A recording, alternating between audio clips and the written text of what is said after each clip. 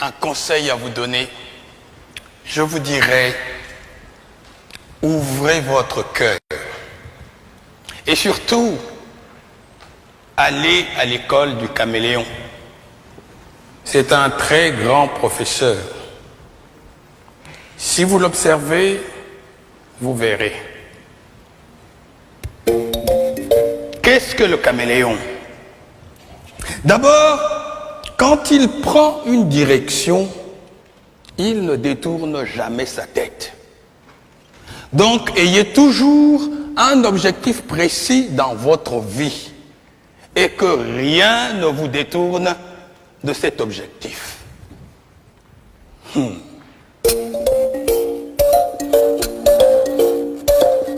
Et que fait-il, le caméléon? Il ne tourne pas sa tête. C'est son œil qu'il tourne. Le jour où vous verrez un caméléon, regardez, vous verrez, c'est son œil qu'il tourne.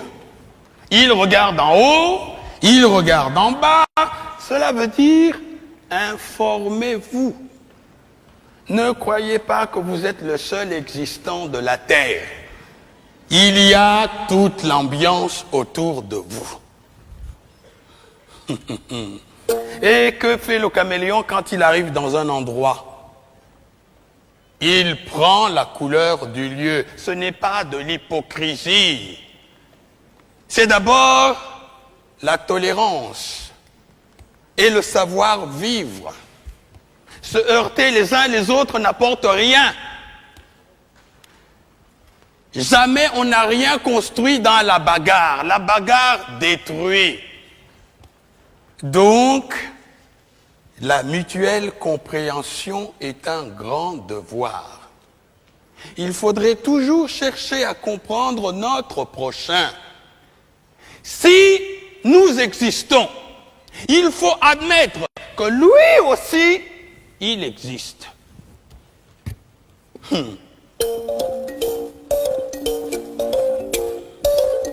Et que fait-il, le caméléon? Quand il lève le pied, il se balance pour savoir si les deux pieds déjà posés ne s'enfoncent pas. C'est après seulement qu'il va déposer les deux autres.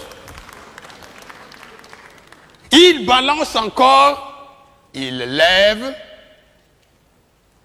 Cela s'appelle la prudence dans la marche. Sa queue est préhensible. Il l'accroche. Il ne se déplace pas comme ça. Il l'accroche.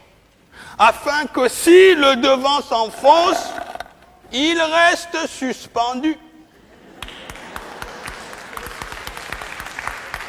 Cela s'appelle assurer ses arrières. Ne soyez pas imprudents.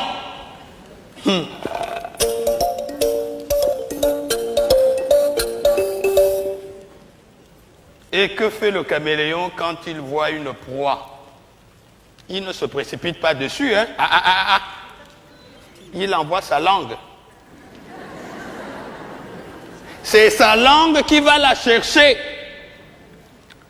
Car la petite proie ne vous dit pas qu'elle ne peut pas vous faire mourir.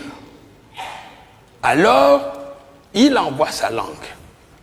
Si sa langue peut lui ramener sa proie, il la ramène tranquillement. Sinon, il a toujours la ressource de reprendre sa langue et d'éviter le mal. Ne soyez pas imprudent. Allez doucement dans tout ce que vous faites. Si vous voulez faire une œuvre durable, soyez patient, soyez bon, soyez vivable, soyez humain.